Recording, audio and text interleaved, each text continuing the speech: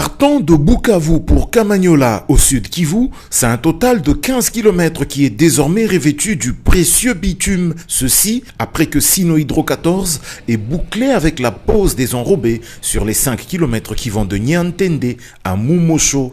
Ce revêtement a été précédé d'importants travaux de préparation des différentes sous-couches dans un contexte où cette route traverse une zone accidentée, longeant des collines dont les flancs ont dû être stabilisés notamment par la construction des pérés maçonnés et la végétalisation. Désormais donc, de Bukavu à Mumosho, on roule sur de l'asphalte.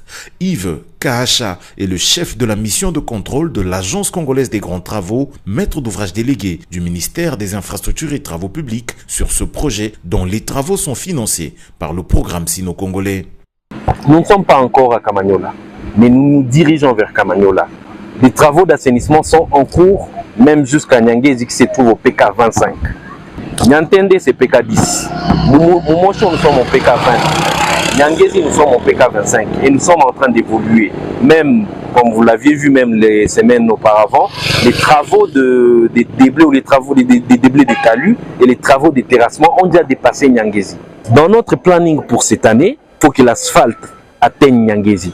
En clair, mis à part les travaux de mise en œuvre de la couche de roulement entre le PK10 et le PK15, l'entreprise poursuit l'exécution des travaux de la couche de fondation entre le PK15 et le PK20.